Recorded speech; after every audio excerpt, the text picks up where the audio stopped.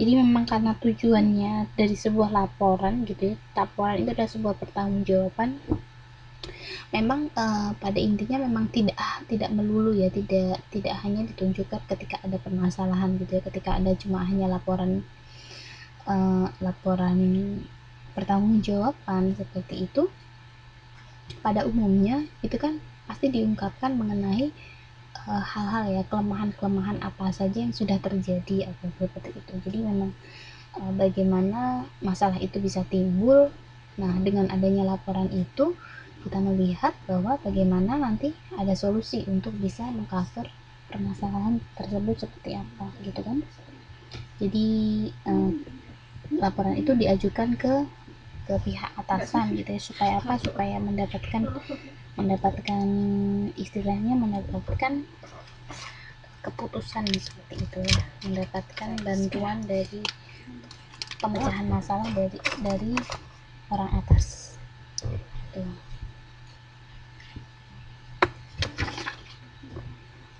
Nah, selanjutnya ini dibuka lagi yang 7.8. Di halaman 7.8 itu ada arus laporan yang kita melihat ya, bahwa arus laporan tadi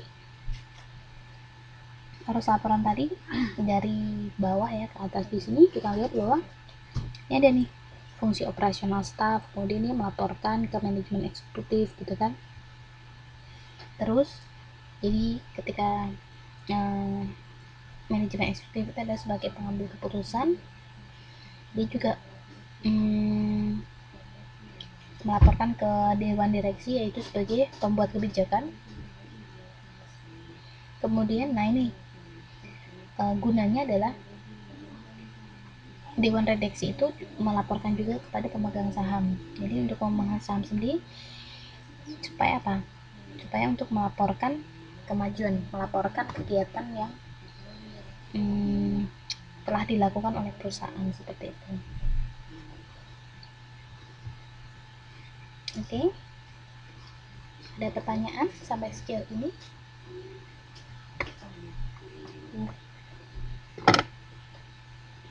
Belum ya? Dilanjutkan berarti ya.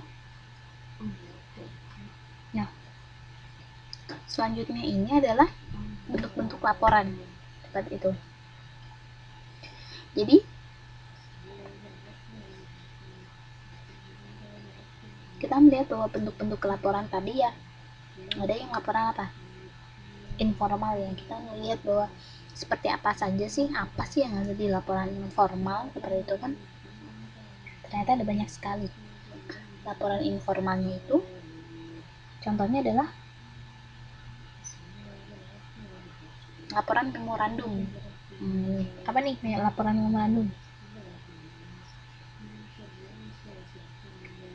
Gimana nih? Ada yang tahu?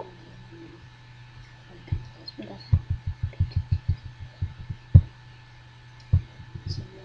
Oke.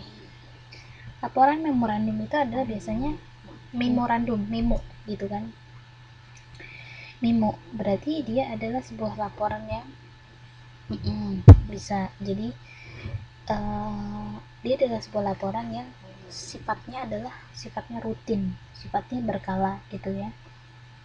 Biasanya hanya ada di memorandum, jadi biasanya hanya secara internal perusahaan gitu ya. Terus kemudian ada laporan surat. Laporan surat ini memang mirip dengan laporan memorandum, namun lebih ke diajukan gitu ya, dilaporkan kepada pihak di luar organisasi. Kemudian ada juga laporan apa tuh? Laporan surat. Kenapa? Lebih bersifat pribadi. Bisa jadi gitu ya, tapi memang sebentar. Laporannya itu lebih ini ya, ditujukan ke pihak luar gitu ya.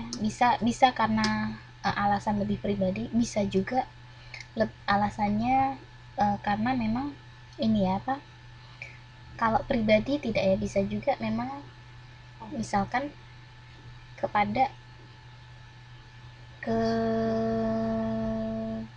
publik ketika kita melakukan laporan informal gitu ya, itu berarti tidak melulu ke ini ya, apa namanya, secara internal gitu ya, secara pribadi seperti itu. Jadi bisa ditujukan kepada pihak luar organisasi gitu. Tapi bisa juga jadi memang bisa bersifat pribadi atau ini ya, apa namanya, lebih ke targetnya itu tertentu, targetnya ke satu pihak tertentu, bisa jadi gitu. Yang ketiga itu ada apa tuh, ada laporan manuskrip. Manuskrip itu ada semacam ini ya, jadi laporannya resmi tapi dia singkat, manuskrip skrip itu. Jadi memang isinya memang lebih singkat, jadi seperti laporan yang, jadi ini sebenarnya seperti laporan resum ya. Resum itu adalah rangkuman dari laporan formal. Laporan formal itu kan bisa umumnya itu adalah laporan yang banyak gitu ya. Nah, kalau laporan yang manuskrip itu lebih ringkas, jadi memang lebih to the point gitu. Jadi karena meskipun dia laporan yang formal tapi ringkas, itu kita bisa mengkategorikannya menjadi bentuk laporan yang secara informal gitu kan. Kemudian selanjutnya ada laporan justifikasi ya. Jadi laporan justifikasi itu ada sebuah laporan yang gunanya adalah untuk mendukung justifikasi ya. Jadi laporan itu adalah sebuah laporan yang gunanya adalah untuk supporting laporan tertentu gitu ya, supporting atau untuk mendukung. Misalkan kalau ini laporan dari bagian penjualannya kepada manajer penjualan, jadi laporannya itu memang gunanya untuk apa, ketika misalkan dari pihak bawahan gitu, dari pihak bawahan dia melaporkan ke mengenai sebuah penjualan di perusahaan seperti itu dan dilaporkan kepada manajer atau melaporkan kepada atasan. Gunanya buat apa?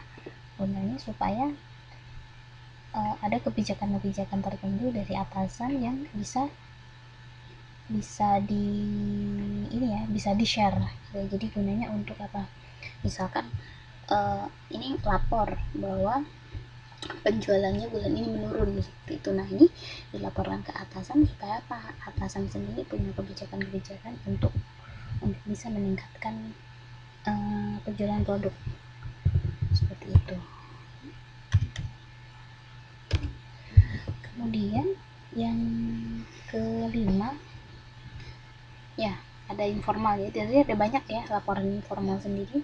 Ini ada laporan berkala. Jadi ternyata laporan berkala yang tadi ya, tadi kan ada laporan berkala juga, itu adalah ini masuk laporan informal. Jadi laporan berkala sendiri adalah laporan yang berdasarkan tentang waktu tertentu yang tadi ya, berdasarkan waktu. Jadi ada yang bulanan, ada juga yang 6 bulanan, ada yang tahunan seperti itu kan ya.